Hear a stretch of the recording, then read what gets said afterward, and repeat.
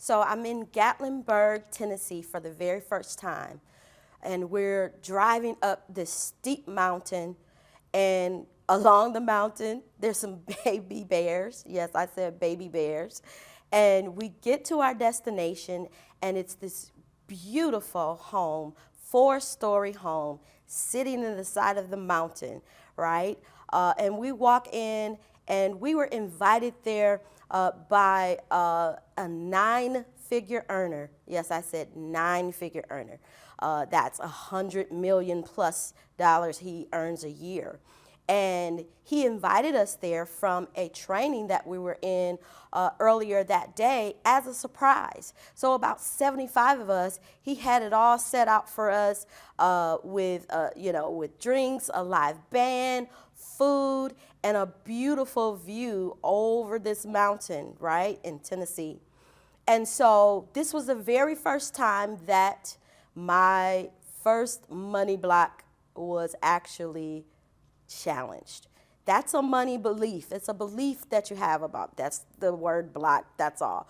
It's a belief that you have about money that blocks you from abundance, right?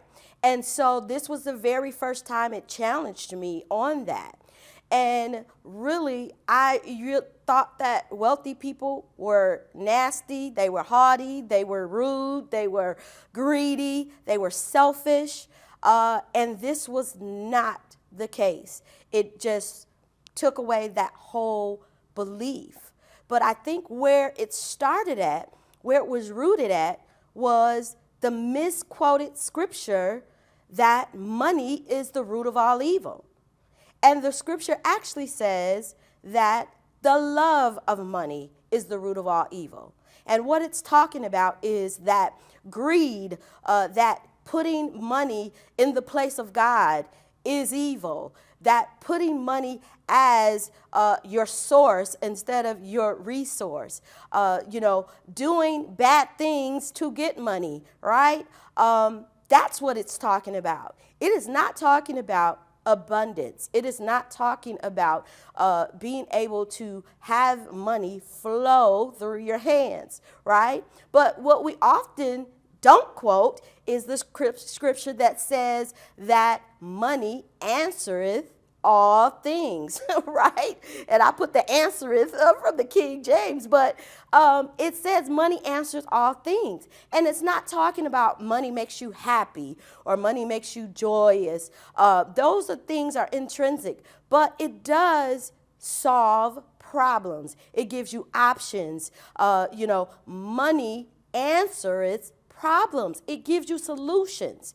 And so I guarantee you, you will have more options when you have resources and access to resources. So that's what that scripture is talking about. So really, when you're, looking at what kind of beliefs that we have and how we develop that, you have to really go back to the origins of that, of how we're introduced to money, how money was talked about in our households, right? And so one of the other great, myths about money and beliefs about money is that money changes you. Money doesn't change you.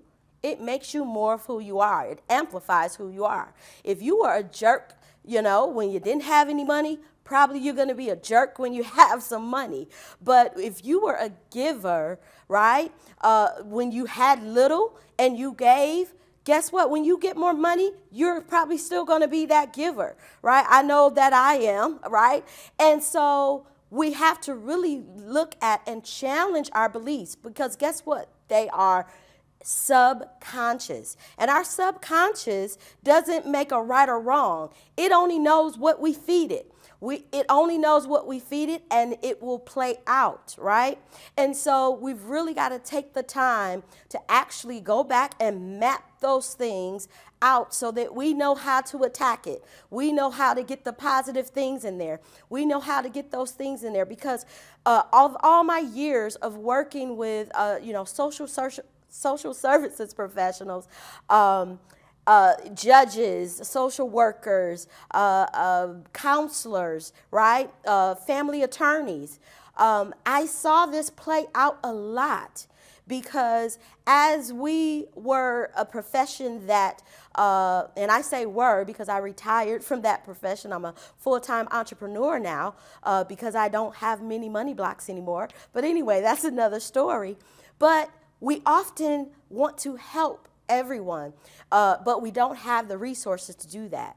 So I want to give you this activity that I want you to do with me. It's very important that you do it, because when we search out really what the scripts are going on in our mind, what we're thinking about on a daily basis, that's how we're acting out those things. And so if our subconscious is giving us that, it's like automatic, right? And so I want you to do a money biography.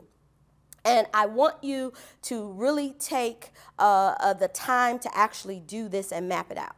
So 2 questions I want to give you to actually help you start that. And number 1 is, I'm not financially free because, and I want you to fill in the blank as much as you can. The number 2 is, I'd love to have more money, but. I'd love to have more money, but. Right? So those 2 things will get you started on your way. And as you answering those 2, think about the origins of money for yourself, because it's going to be very important moving forward. Because if you don't know what's blocking you, you will never get to your wealthy place. Let me tell you, because as long as I thought that wealthy people were bad, I was never, ever going to be a wealthy person. I don't care how much it came out of my mouth, I was never going to be that. If I despise something, if I think they're haughty, if I think they're rude and just messed up in the head, that they're greedy, I'm never going to be that. How am I going to be that if that's what I'm thinking about wealthy people? And what I found is that as a person who is developing my wealth, I can give much more to the things that are important to me, and I don't have to ask anyone. I don't have to get permission. I don't have to worry about who's in political office. I don't have to worry about any of that. All I have to worry about is being used by God to make sure that money flows through my hands to the people that I want to help. And so I want you to connect with me either by going to renaissanceunity.org or emailing me at lwhitfield@renaissanceunity.org and connect with me so that you can actually go and do an extensive money block assessment. But doing that activity is going to get you there. But I want you to come on this journey with me of how to bridge our spiritual journey with that of our finances and our money. So I hope you join me. I guarantee you this is going to be an awesome journey. 7 years ago, this changed my life. And so I hope you will join me. Bye.